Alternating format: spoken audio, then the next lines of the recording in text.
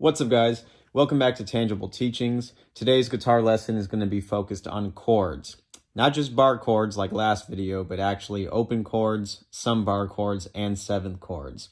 So, in my opinion, these 21 chords that we're going to cover are the most essential chords for playing the guitar, and you will be playing them for the rest of your life. So, without further delay, let's get straight into the lesson. So why would I give you 21 chords? Well, the reason why is because there are 7 letters in music, right? You have A, B, C, D, E, F, G. Now, what we're doing is we're taking the 3 most common types of chords and we're playing them for each letter. So, for example, if I have the letter A, right, I'm going to play it in major, in minor, and in seventh, okay? So you have major chords, minor chords, and seventh chords. So we're just going to play those 3 types of chords for every single letter in music. And that's how you get 21, because 7, 14, 21. Now, I also did rank these from easiest to hardest. So yes, there are bar chords in this video, and they're going to be towards the end because yes, bar chords are just harder to play than open chords. So let's go ahead and get straight into it. So essential chord number 1 is going to be what's called E minor. To play E minor, all you need is 2 fingers, and that's what makes it the easiest chord in guitar. And you just strum all the strings.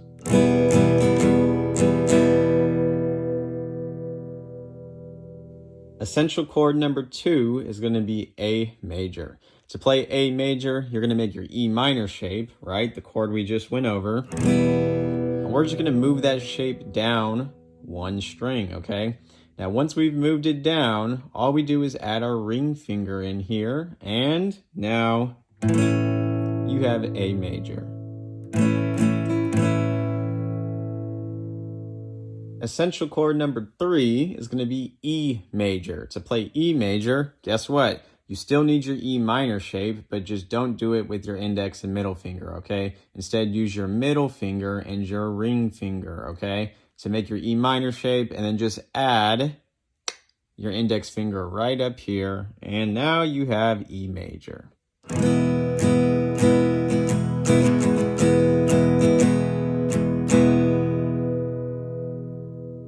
Essential chord number 4 is going to be A minor. To play A minor, we actually use the same shape that we just did for E major. Okay, so E major, we take this shape and we move it down 1 string, and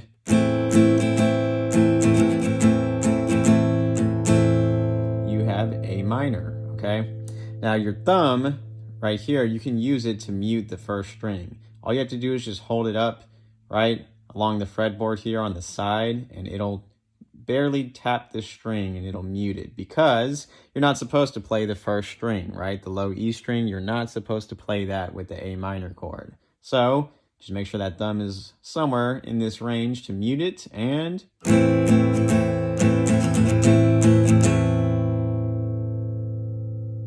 essential chord number 5 is going to be D major. Now, I've seen people play D major 2 different ways. So the way that I think is absolutely disgusting is whenever people bar with the index finger and then they put the ring finger here, and I think that's atrocious, because anytime you use a bar when you're playing guitar, you're making it harder for yourself. Like, for example, an F chord, right? You have this little bar over here.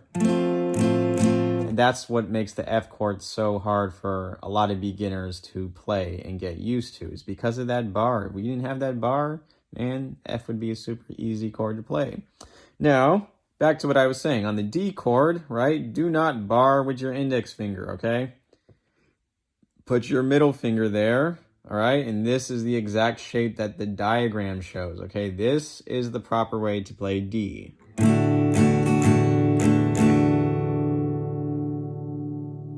Essential chord number 6 is going to be C major. To play C major, right, you can kind of go to the beginning, right? So this was the first chord we went over today, E minor. And we're going to transition, okay, because this is a very common transition in music. So what we're going to do is our ring finger is just going to go 1 fret above our pointer finger, okay? So boom. We're going to take that pointer finger off. We're going to place that right up here, okay? So not the last string, right before the last string, okay? Second to last string on the first fret, and this is how you play C major.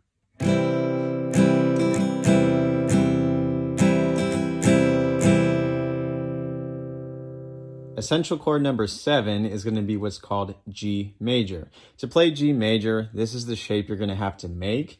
Now, although the diagram doesn't show the ring finger down, I would recommend you put the ring finger down because I believe this is how most people actually play the G chord. This is how I play the G major chord because it just sounds better in my opinion. And yes, it's still a G major chord with or without the ring finger. Okay, with or without the ring finger, it is still a G major chord. All right, so here's the difference in sound. Okay, so without the ring finger, with,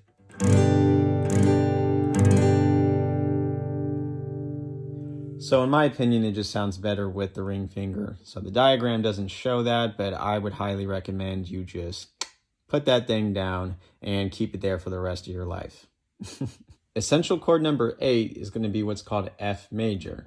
Now, I was mentioning F major earlier because we were on D, and I was explaining how this makes no sense, okay? How to play D, you should just do this shape. But with F major, unfortunately, that is not an option. Nobody is going to play F major like this, okay? That is so ugly. So no, with F major, you do have to bar it with your index finger, okay? And it's just 2 strings. It's not going to kill you. For beginners, this can be a hard chord, okay? But once you get past that beginner phase, F really isn't. It isn't that bad, okay? So essential chord number 9 is going to be D minor. Now, to play D minor, we are going to have to use our pinky, and that's what can make it a little bit difficult and awkward because the pinky is in the middle. So for beginners, that can be really tricky, okay? So this is how you play D minor. We're going to start with the D major shape just so you understand the finger placement, right? Where your ring finger is, your pinky goes, okay? Where your pointer finger is, your middle finger goes. And then your pointer finger just goes right up here at the top. And that is how you play D minor.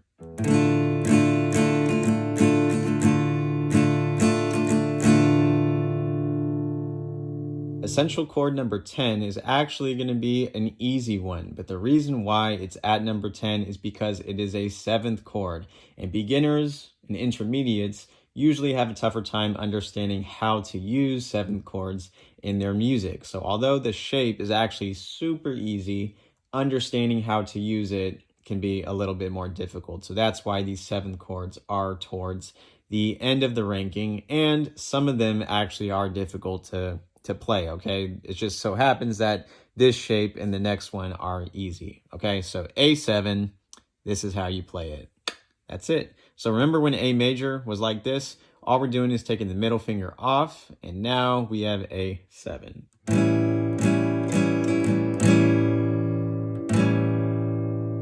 Essential chord number 11 is going to be what's called E7 or E dominant 7, okay? This is one of my favorite 7th chords in music because on guitar, it's very easy to play and it sounds really good. Like for example, here's a progression that uses it.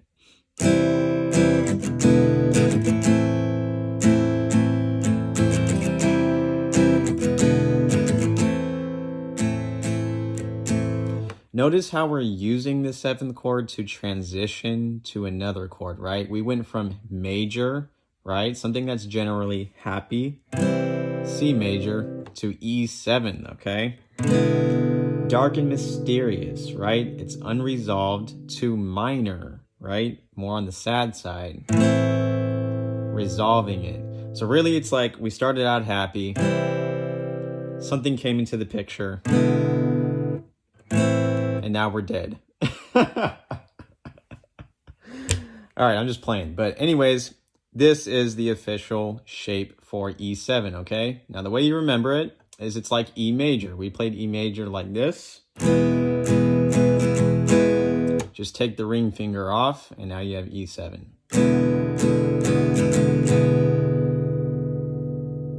Essential chord number 12 is going to be what's called D7. To play D7, you actually just flip a D major shape upside down. So D major was like this, right? And then we're just going to flip it upside down. So that means the pointer finger will go down here, and then we'll still have these two on the side, okay? So these two don't change, and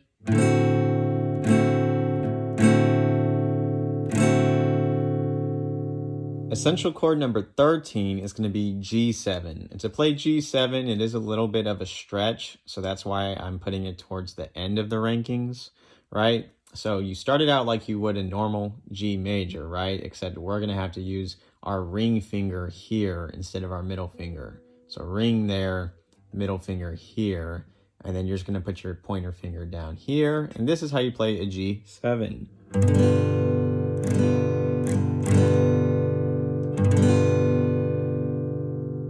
All right, guys, now we're on essential chord number 14, and let me just say in advance, like, I'm so sorry. This chord is not easy, especially for beginners, okay? It might be impossible for you, but I'm gonna make it possible for you. So, remember this chord, D7, that we went over? It was like flipping a D major over. Okay, so we're taking that shape, but we're gonna put our pointer finger over here, all right? And then we're gonna do that same shape, okay? So just like over here, we had D7. Now we're going over here with the index finger, and we're putting those two down here, okay? Now the only other thing we had to add to this is the pinky, and the pinky is not going up here, it is going here, okay? On the same fret. So this is what makes the shape so difficult, because you're trying not to touch these strings that are like in between your fingers. And so a lot of times it can end up sounding ugly. But once you have it mastered, I promise you this chord is amazing. There's actually like so many progressions you can use it in. B7. So I'm just going to reaffirm this real quick and make sure that you guys understand. When you're playing B7, please just keep in your head as a beginner, if you've never played this before, that D7 shape, okay? Because if you just see the whole shape, you try to just like jam your fingers on real quick to get to it, it's going to be hard when you're transitioning between chords. But if you're going from like E minor, for example, right? Well, right after that, you can just go ahead and jam down that shape, right? That D7 shape. And then the only thing that follows is the pinky. So whenever I'm playing, that's actually what I'm doing, right? Is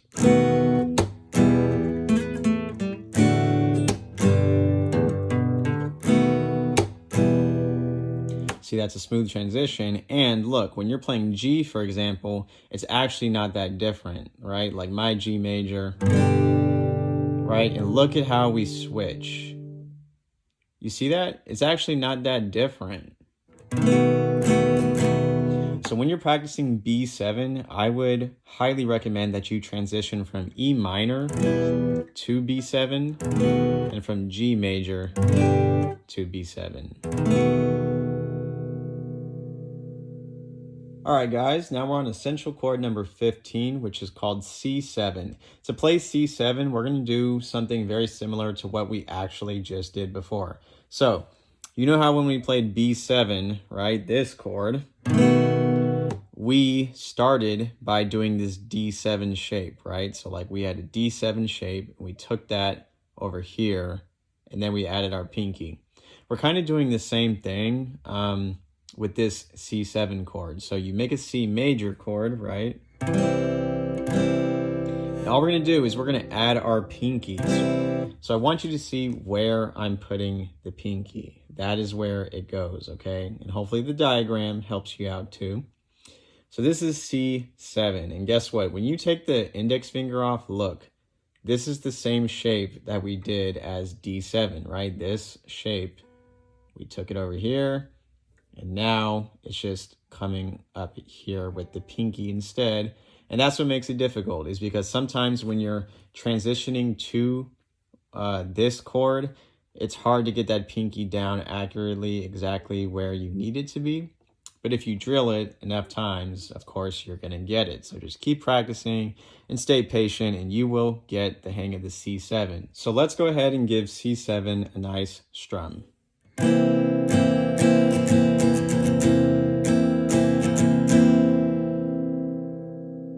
Essential chord number 16 is going to be G minor. And the only way to play G minor is as a bar chord, okay? So let's get straight to it. To play G minor as a bar chord, you're going to have to make that power chord shape, right? So like when you're playing rock music, you have your power chord.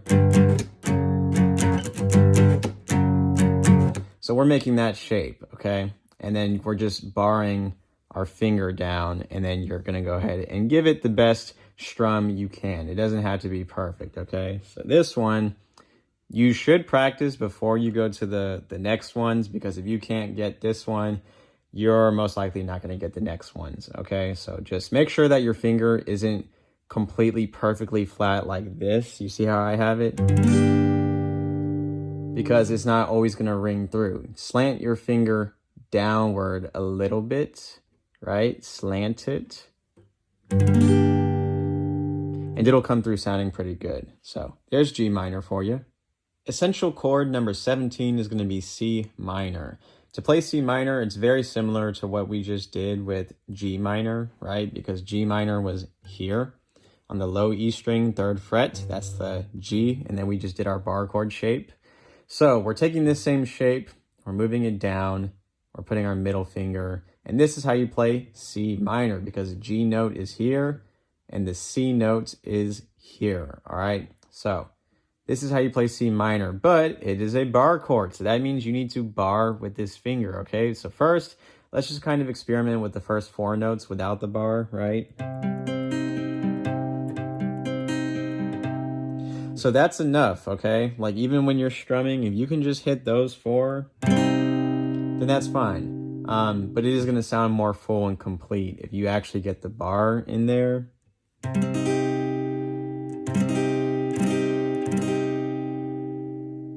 Essential chord number 18 is going to be B minor. To play B minor, it's the same exact thing we just did right here, except we're going to go down 1 fret, and that's it. That's literally it. Now, why is it harder? It's harder because we're up here towards the top of the fretboard. And so the more we are up here, the harder it is to play a bar chord, because you're having to spread your fingers more. You're having to press down with more force. But not only is it harder to do bar chords up here, it actually is harder as well to do bar chords down here, okay? So there's like a fine range where bar chords are easier, and that is basically in the central fretboard area of the guitar. This is like the area where bar chords are the easiest. If you get way up here, they can be hard. You get way down here, they can be hard, okay? So that is the only thing separating the C minor from B minor, is just that 1 fret gap. And then the fact that it's just a little bit harder to get it to ring out how you want down here. Essential chord number 19 is going to be B major. And yeah, we just played B minor a second ago, which was... And this is the letter B because we're on the A string. So A sharp, B. Okay, so instead of doing this minor shape, we're going to have to put our pinky here. And we're making kind of an A major shape. Like this is A major. But you're taking it up somewhere else on the fretboard, and then we're putting our index finger down. And then you're playing those notes.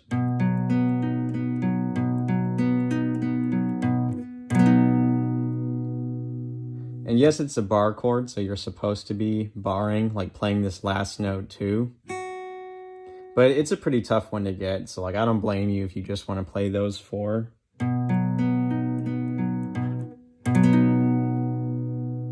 Essential chord number 20 is going to be F minor. To play F minor, guess what? It's going to be a bar chord, and it is not going to be an easy one, because F is located right here on the 1st fret. And And this is specifically the area that we were just talking about, that it's hard to play bar chords, okay? Just like if we're way up here on the guitar, where you can't even see my fingers. All right, so it's gonna be a tough one, but I'm gonna do my best to show you properly how to play this bar chord.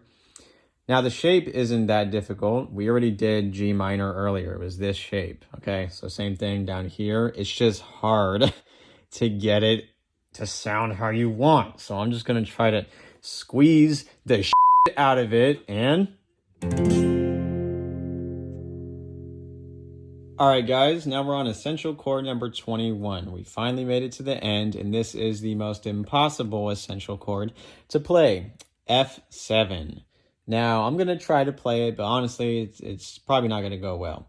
Keep in mind that not all these chords are truly essential, as in you're going to use them, but it's good to know them because, like I said, they're good reference points for going other places on the guitar. So for example, like this is how you play F7, right? This is the shape you make. And although I can't really strum a F7 good, right? It shows me how to play a 7th chord on the low E string. So like if I want to play a G7, oh, well, now I know how to play G7. Oh, A's right here. Guess what? That's how I play an A7. If I don't want to play this A7, then I have another way to play a 7, okay? And it won't be as hard because I'm not way over here. But anyways, let me give you one more strum of the F7, and let's go ahead and put the diagram up there. So because F7 is so hard to strum, right? If I had to actually use it in a song, I would probably break it down into the notes and use that in a different way. So this is what I mean. So instead of playing it as a chord, because that can be hard and rough on the thumb and all that kind of stuff, your wrist, if you don't have the right angle, you can play the notes individually, right? Once again, this is my shape, and I'm just playing the notes of it. And I'm not even going through the whole bar chord, but just enough to where people know it's F7, and I can, you know, continue my progression through the song. And yes, I'm aware that this is not the only place to play F7 down here, right? Like I could go all the way up here and play it because this is E, so F, and then I could go ahead and just make the 7th shape for that string, and then you have an F7 strum, or you have the individual notes, but I'm more focusing on chords today that are near the lower half of the guitar, okay? So we have officially made it through all 21 essential chords of the guitar. And no, they are not all actually essential, but they are a very good basis just for you to know how you would play all 7 letters in music using the 3 most common types of chords, right? Major, minor, and 7th. And this is excluding sharps and flats. We didn't even use sharps and flats today. So really there's a lot more, including other essential chords that are not common, like the 3 most common types, okay? So like suspended chords, for example, like this is an easy one. A sus2, right?